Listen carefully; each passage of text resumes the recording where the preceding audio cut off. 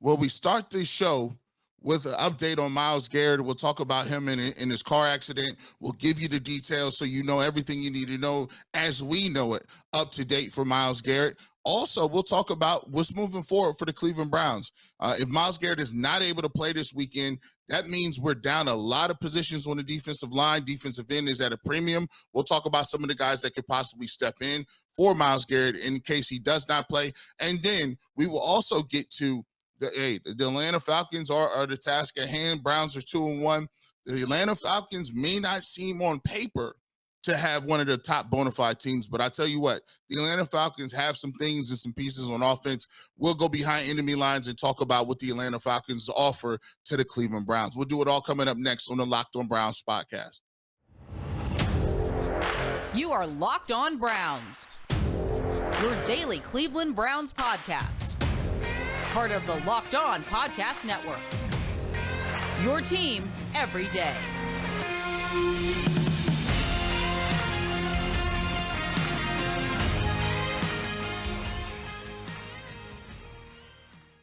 Welcome back, my friends, to the show that never ends, your daily delivery of all things Dog Pound LGB on the LOB. The Locked On Browns podcast brought to you by the Locked Podcast Network, your team every day. Your hosts, Jeff Lloyd at Jeff_LJ_Lloyd. The show itself, Locked On Browns. Garrett Bush, part of the Ultimate Cleveland Sports Show, the Dog Pound. Saturday mornings, 92.3 The Fan. Of course, post-game coverage for the Browns and, of course, the Ohio State Buckeyes. Make sure you are following at GBush91. Today's episode of Locked On Browns is presented by our friends at PrizePicks. PrizePicks is so much fun, and it's easy to play. No competing with other players, just you versus the projections available. Pick 2 to 5 players. If they score more or less than PrizePicks projection, you can win up to 10 times your money on your entry. I can literally take less than 60 seconds to enter. It's that easy. We love PrizePicks, and we know you guys will too. First-time users can receive a 100% instant deposit match up to $100 with the promo code LOCKEDON, all caps, no space. That's prizepicks.com, promo code LOCKEDON. We will start here, and look, let's not lie, guys. The last 24 hours or so, it was a little scary. Yesterday, done with everything early on the day on a Monday. My wife was going off to her, night gig. All right, I'm going to run this food store, get us, I'll make dinner so this way you come home, nothing to fuss about. I'll be waiting for you. And no sooner do I get to the car, real quick check his social media before I put the key in the ignition. And, you hear some really, really terrible news. Myles Garrett was in a car accident. I had received a couple of things from some people, but, look, it's not what, I had nothing concrete to put out there. So certainly it was something I was waiting on, looking to see.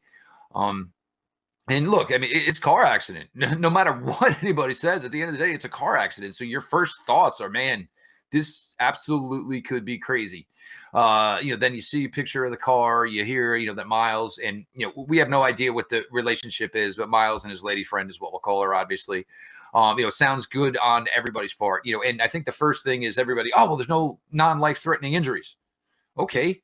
But that has nothing to do with a gentleman who's a professional athlete. You know what I'm saying? Myles doesn't sit and talk like Garrett and I do every day. There's a big difference to what can happen to you in a motor vehicle accident than what can affect Garrett or I's profession. So you get into that a little bit. I would say it sounds pretty positive to this point. No broken bones. And I know there was some out there, look, guys, it's a car accident at the end of the day. And, if he was going 15 miles over, how many speeding tickets do you think are written in this country a day? I guarantee the amount would blow your stinking mind. Let's not even go into any of that. Was he avoiding an animal? Wasn't he? Very well, possibly could have been. Who knows? But it was a car accident. And, and for anybody who's trying to point a finger, they ruled it out right away. No drugs, no alcohol, nothing involved. Okay? So it was a car accident. At the end of the day, it was a car accident. But he is one of the key components of this team, by far the key component of this defense. We'll see where it goes. Today being Tuesday, obviously not much information I doubt we're going to get. The Browns don't have any media availability unless something comes out from the Adam Schefters or the Rap Sheet of the Worlds or Jacina Anderson or Myles' agent herself. We might not get any updates today. We're going to get into this little bit deeper here, but it was a huge, gap. And, I was messaging with people, Joe Thomas, other people, just, we were all kind of in the same, just a huge pause. It has nothing to do that it's Myles Garrett. If it's any one of those 53 guys, you feel the same exact way. It's hard to realize, that these guys, professional athletes, but they're everyday people at the same things, and simple things that happen to any one of us on any given day can happen to them. But, obviously survived the scare, and something that could have been, obviously a lot worse. And, we're just going to have to wait to see, where we're at as far as this going further. I like what you just said right there off top. First of all, as fans, I know, sometimes when you don't get all the information, the first thing you want to do is you want to speculate. You want to say, oh, was he going speed limit? Was he under the influence? Was he doing this? Was he at practice? Was he supposed to be at practice? I mean, why was he driving out that way? All of that stuff, people, like, for me, I care about people as individuals. And the first thing I saw when I saw the car turned over was like, man, this guy could have died. There's been people who have been in way less, crazy looking accidents that have not walked away from that. And so as a human being and as a human emotion that comes over you, is the first thing I thought was like, man, I'm just praying for his family. Hopefully he's fine. And then the second thing is when you hear it's non-life threatening, to a athlete, that is his life. Football is his life. There's so many different things where, we've seen, and I saw, and this is just an echo. There's a ESPN piece that was out there on the former Cleveland Brown, Muhammad Mascout, used to play receiver. He ended up tragically losing his arm, losing like part of his arm and hand in an ATV accident. And he talks about how, you're 1 second having fun, and then in the next second you realize that dread hits you, like I forfeited it all. Like I'm not gonna be able to do the thing that I was born on this planet to do, which was catch footballs and to be a receiver. And so when you automatically think the worst of whenever you see an accident like that, and you think of the passenger, like, hey, is she okay? Whoever the passenger is, and making sure that she's okay, because she has a family and she has a life also. So for me as an individual, I was just happy to see both of them were okay. Some of the things that came out in it, they said no broken bones. So as me and looking at it from a Brown standpoint, I would automatically come out and say, listen, you've been in a traumatic situation, not only physically, but that's an emotional type thing, right? That's emotional. Post-traumatic stress is a thing. Your body has been shaken up, your car turned over. You're in my opinion, I would tell him you're not in a state of playing football. And so, right, what we're going to do is I'm going to overdo it. I'm going to oppose it. It might not even be this week. It might not even be next week for you, big homie. Because we're going to do what is best for you as an individual. So that's the first thing that we look at in terms of the accident. And, for the Cleveland Browns moving forward, you have to start looking at, okay, there's a couple of people that's been out. We not only missing, we'll talk about the defensive line and somebody could fill in for him, but now you're looking at, if you don't have him, you lost your middle linebacker. Anthony Walker's gone for the season. You also do not have JOK might not be able to play in this game because he has the groin. We're still waiting to hear some stuff on him. So now you start to layer this thing together, and now defensively, what was a strong suit of your team, Jeff, now seems to have a lot of pieces and parts out that are very, very pivotal to the Browns' success. It's kind of crazy. We'll get into it. And one thing I just do want to say here is so guess what?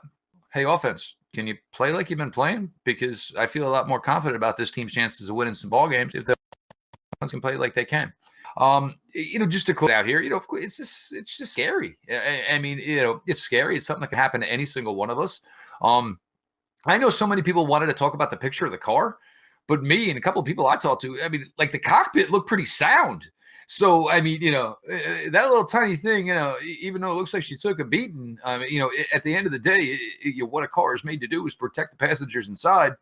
And, Myles and his lady friend, both, looked like they're, going to go on to the rest of their lives, maybe some little bit time to heal. To think Myles can probably go Sunday in Atlanta is probably completely just being unrealistic. Just because no bones are broken, we don't talk, and keep in mind, Myles is a 275 pound, God. So his body is going to sustain a lot more punishment than, mine certainly would. That's for darn sure. But it's going to put, the Browns perhaps in a difficult spot here. And knowing Myles, he's probably going to push everything he can to get out there. But there's also been a couple of questions. Will doctors clear him to fly? There's a lot of questions after you sustain a serious car accident. And, whether he's Myles Garrett, the defensive end, or Myles Garrett, the CPA, doctors are going to tell you, man, you need to go home for a week. You need to go home, ice, relax, heat, get your body right, especially because he's returning back, when he does, to the world of NFL football. We're going to get to, what that will leave the Browns with here on Sunday defensively. And as, Garrett had mentioned, it's looking like it could be a little bit of a daunting task as you're missing, at least possibly 2 leaders, if not 3, of course, with Jadeveon Clowney, Jeff Lloyd, Garrett Bush, your latest Locked On Browns. Thursday night. If you want to talk about playing daily fantasy, look at Thursday night. First off, Thursday night defenses are waxed and tired to begin with. You got Miami versus Cincinnati. You can talk about a game where maybe 70 points is scored. Either quarterback looks appealing in that matchup. Any wide receiver, whether it's Chase or Higgins, or you go to Hill or Waddle on the Dolphins. You want to put together a daily fantasy lineup off of one game. Thursday night is your game. Pick 2 to 5 players, and if they go and score more or less than their prize picks projection, you can win 10 times more your money on an entry. No competing against other people. It's just you versus the projections available. Prize Picks offers projections on any sport that you watch. It includes the NFL, MLB, the NBA, hockey, college athletics as well. Entries can be made in 60 seconds or less. It's just that easy. Safe and fast withdrawals. Currently operational in over 30 states and Canada. Download the Prize Picks app or go to prizepicks.com to sign up and play daily fantasy sports.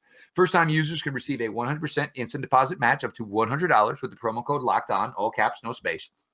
If you deposit 100, Prize Packs will give you 100. 50, they'll give you 50, henceforth, so on and so on. Don't forget, enter the promo code Locked On at sign-up for an instant deposit match up to $100. Welcome back to the Locked On Browns podcast. G. Bush, Jeff Lloyd. Make sure you follow us at GBush91. That's where you can find me on Twitter. You can find Jeff at Jeff_LJ_Lloyd on Twitter as well. And we always want to promote, and we always want to let you guys know, make sure you go ahead and subscribe to the Locked On Browns podcast on YouTube. We've had some great numbers over there. The season has started. We have some really cool guests. We've already had Joe Thomas on the show. We got a couple of nice. I don't even know if we want to announce it. We want to announce it yet, though. We don't wait. No, these guys get busy. These guys get busy, and the worst part about this business is somebody agrees to do the show with you, but then they got to back out and make it up on you, so you don't want to get excited. You know what I'm saying? You don't want your Christmas presents early, right? You're like, we'll just let y'all see it when it come on. But we got some cool stuff planned for you, and also make sure you go ahead and subscribe to the Ultimate Cleveland Sports Show, because you know why you need to do that?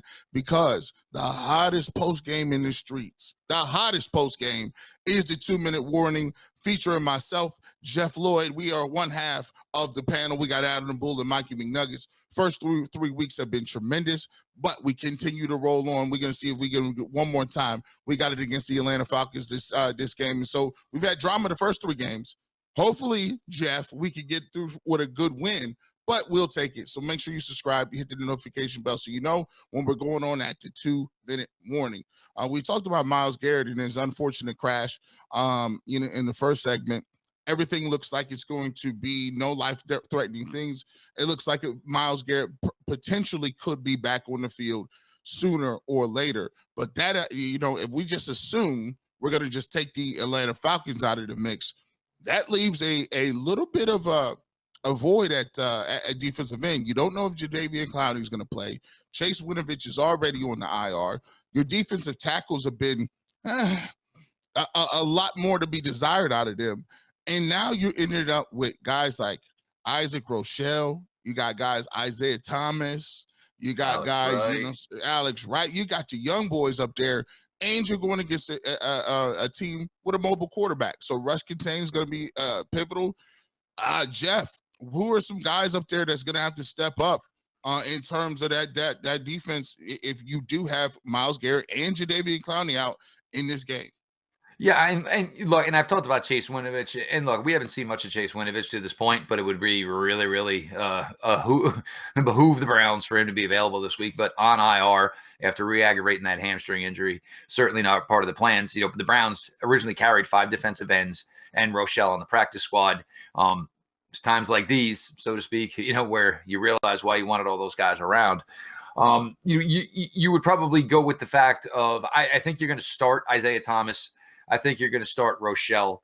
You're going to start Thomas just because we've talked about this with him and Alex Wright. Alex Wright might be the better pass rusher right now. Alex Wright might be the better player down the line.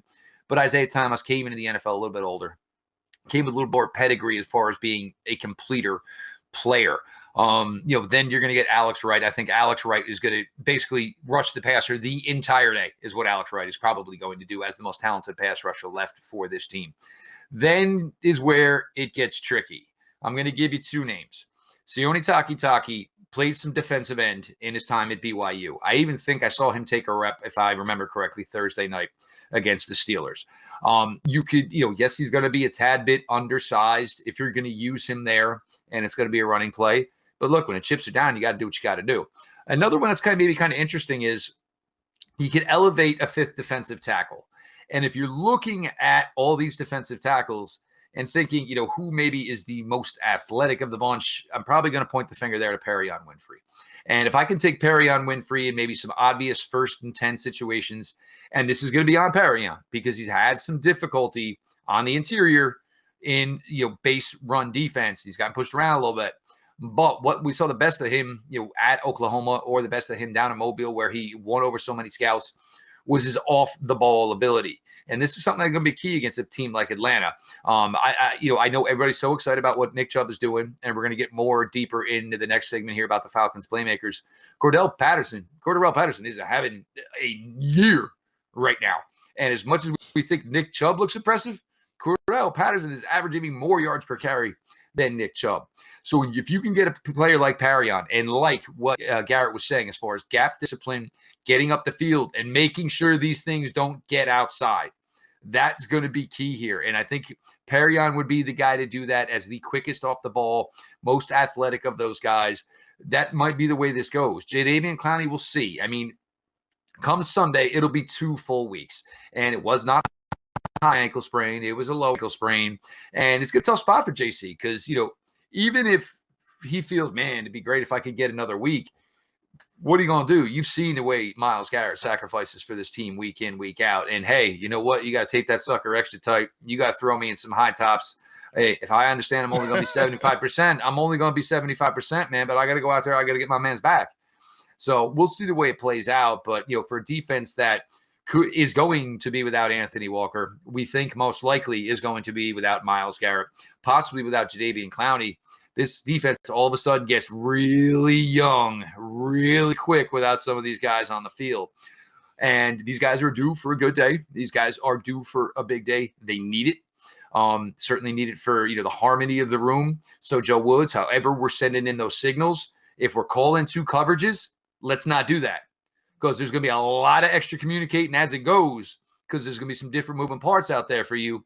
So the last thing you need to be doing is making it that more difficult for 11 guys to get in sync with only a few seconds to go before a snap. So it's going to be interesting. And, for me, offensively, can we run it 50 times and just make Atlanta's, offense a whole bunch of spectators? Because for me, it's definitely for a game that we all thought was going to be, hopefully a good matchup for them, a successful matchup for them, with the possibility now that Myles most likely is going to be out. All of a sudden, the waters get a little bit murkier here when the Browns head in to the Dome Sunday in Atlanta. Yeah, this is you mentioned it. Put them big boots on, right? Put them high tops on. See what we can give them. Because right now, the Cleveland Browns, and we'll kind of cut a little foreshadow of it coming up in the next segment. They're going to have to do some things to break some tendencies if those 2 can't play. They're going to have to be just a quick chime in. The Falcons did give up 4.9 yards per carry. And, if anybody wants to attempt to say who the best running back on the Seahawks is, go for it. Because I guarantee you they ain't good as anybody's that Cleveland's got. But go ahead. Hey, but that's the thing. Who would have thought that you looking at the offense being like, oh, the offense is cool. We can get some buckets. Man, how it changes, bro. Man, how it changes. Right, how it changes up, man. So right now, hey, you looking at Jacoby like, hey, Jacoby, hey, go get us some points. Chubb, hey, I'll take the way they playing right now over what people thought they were gonna do. So it'd be interesting. I'm gonna be really fascinated to see what adjustments they're gonna make, and obviously we'll talk about that coming up here a little bit. We're going to get to the Falcons playmakers. Look, the quarterback of the future is maybe not in Atlanta yet. He's certainly not playing if Desmond Ridder is the quarterback of the future. Marcus Mariota down there, kind of in a similar spot where Jacoby Brissett is right now, maybe either holding the place for a little bit till somebody new comes to town or till the Falcons are ready to switch to their possible quarterback of the future. As always, we appreciate everybody who makes Locked On Browns their first listen, whether it's on your favorite podcast app, or, of course, now on YouTube. Make sure you subscribe to wherever you see Locked On Browns. And, of course, on YouTube, turn those notifications on. So as soon as the content drops, it is there and ready for you. Locked On Browns podcast.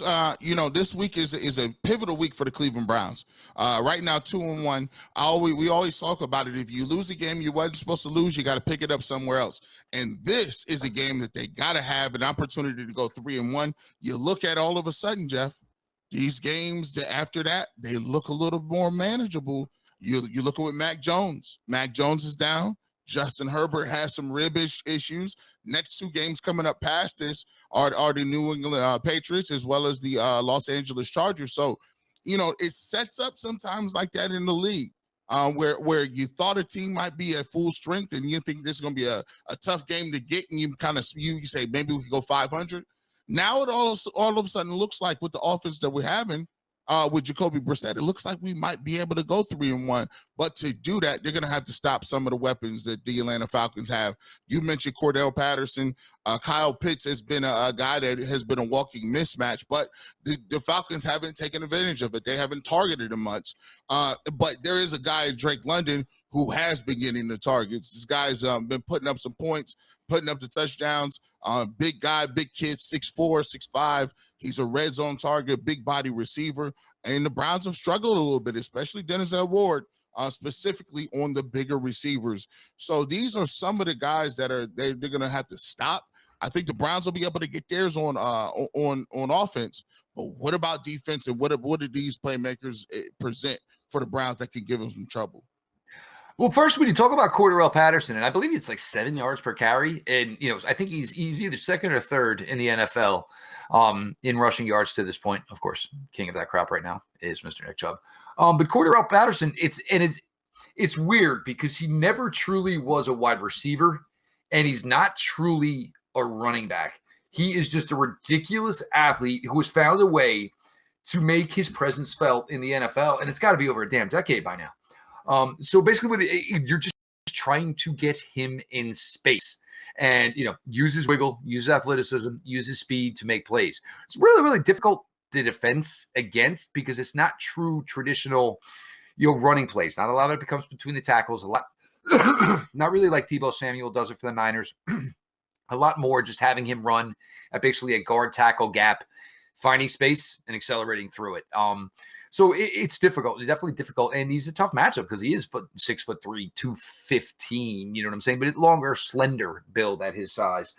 Kyle Pitts, with Pitts, it didn't really flash last year. It didn't flash the first two games this year. Last week against Seattle, I think it was 5 for 82. So starting to try to find a way to get this guy more involved. And again, this is a tight end with the athleticism of a wide receiver. I think him and Drake London are going to be a ridiculous tandem down the line for this team. So again, another situation where you want to face a team sooner than later if you're the Cleveland Browns. Drake London, I'll give a hat tip to my guy, Brent Sobolewski. Brent would not stop talking about this guy last draft season. And, a lot of people, the questions were, oh, well, does he have the ability to separate? We never really got any athletic times on him because he was injured and wasn't part of the combine, didn't have a pro day. Drake London's a beast, just an absolute beast. Played basketball at USC for a hot minute as well. So you knew the athleticism was there. Anybody was questioning it. You just don't walk on at a Pac-12 basketball school. Oh, well, you play on the football team. We'll let you walk on. It don't work that way. You either got game or you don't. So you knew. Exactly. Well, they didn't do nobody no favors, for God's sakes. And he's been pretty dominant early to this point. And these wide receivers, they just come to the NFL more and more polished than in years past. And I go back to this. Go watch a high school game these days, or at least look at the box scores. You see quarterbacks going 17 for 22. I'll tell you right now, in my high school days, we threw the ball 20 times in a month. These guys, it's 25. It's 25 Right. a week. You know what I'm saying? And this starts from the public point. These kids have been wide receivers their entire lives. They've had the ball thrown to them their entire lives. That's why they come to the league as polished as they are. So, it's really impressive. And, the Browns, there will be no excuses. You had 10 days going into this one. Look, whatever the issues are with injuries on the defense, it's not the secondary. It is not anybody involved in that secondary. And these are the guys that need to step up. Denzel Ward, Greg Newsome, I'm going to name them all. Grant Delpit, John Johnson III, Martin Emerson's been pretty strong.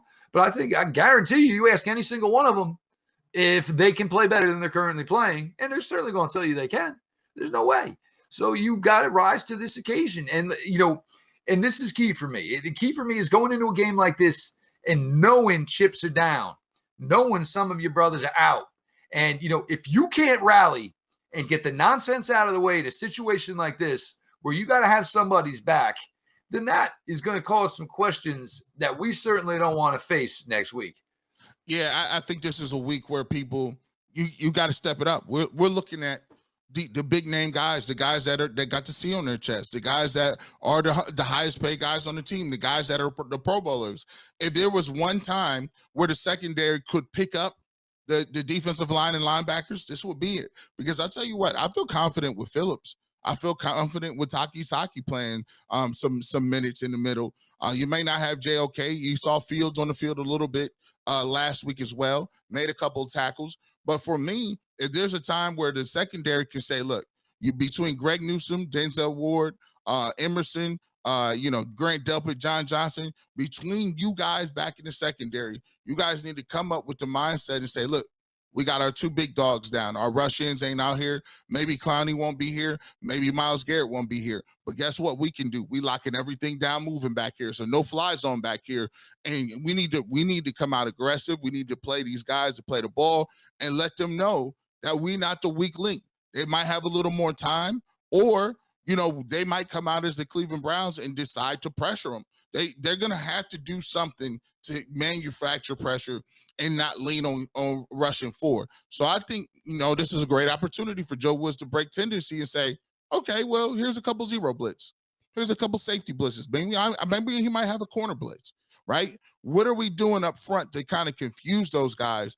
And maybe you need to run, if they're running the football, maybe you need to come out with three techniques. Run maybe the 50 look, 46 defense on certain possible rush downs or pass downs when you look at Cordell Patterson in the backfield. So they're going to have to get creative. The great thing for the Cleveland Browns is they got the talent in the back end. They just have to step up, utilize it, and cover up for their guys. And that's what good teams do. And to this point, and I'm just going to go put it back here real quick to the offensive side of the ball. To this point, the Falcons have faced the Rams, they have faced the Saints, and they have now faced the Seahawks. To this point, the Falcons have not seen any running back even close. Alvin Kamara did not play week 2, so I'm not trying to diss Alvin Kamara. So they have not faced any running back that is not even nearly as good as Kareem Hunt, let alone Nick Chubb. They have not faced any. And they are giving almost 4.5 yards per carry. So if you want to look at one here, and look, running back should be healthy. Offensive line should be feeling pretty good. You had a little extra time. You're going to have to go out there, lean on. Take this one from this team. We'll see how it is, and we'll monitor here. I would think probably by tomorrow we'll have a little more clarity as to where everything is as far as Myles Garrett is concerned. Again, prayers up to him, obviously, to his friend, regardless, and I'm sure the two of them, very excited and thankful to the Lord for the situation they're in, but still harrowing experience. It truly is. Being in a car accident is a terrible, terrible thing. very, very scary, and especially the extent of the one that, those two were involved in. So we'll see how that plays out. We got a lot coming here this week. Like we said, we got a couple of great guests coming. We'll sit down with Aaron Freeman. He is our Locked On Falcons host. Aaron, down in Atlanta, they also have a sports show similar to the Ultimate Cleveland Sports Show. As Tegna, who we all work for, Tegna has some markets down in Atlanta as well. So Aaron's a part of that as well. Talk a lot of Falcons down there. So we're going to have a great week here. Then you'll get a pregame show for us as we go into what will be a big weekend. It's going to be a big game here. Looks like there's going to have to be a little rallying to do here between the boys. But again, look, it's the NFL. There's adversity every single week. And you know what? There's always a reason every single week, man, you maybe want to take your ball and Jackson, go on home. Ain't the way it works. Not when you're getting paid the money that these boys are. So we got to all of this here today. We appreciate, again, everybody makes Locked On Browns their first listen on your favorite podcast platform, of course, on YouTube. Subscribe, notifications on, numbers over there. Just keep rolling. We couldn't be more thankful to you all for the growth over there. So we appreciate you. He is Garrett Bush, part of the Ultimate Cleveland Sports Show, Monday through Friday, 11 to 1. 92.3 The Fans, the barbershop, Saturday morning. Always open for business. Always sizzling hot takes. So make sure you check that out. Follow Garrett at GBush91. Myself, Jeff Lloyd, at Jeff_LJ_Lloyd. The show at Locked On Browns. Follow back account. DMs are open.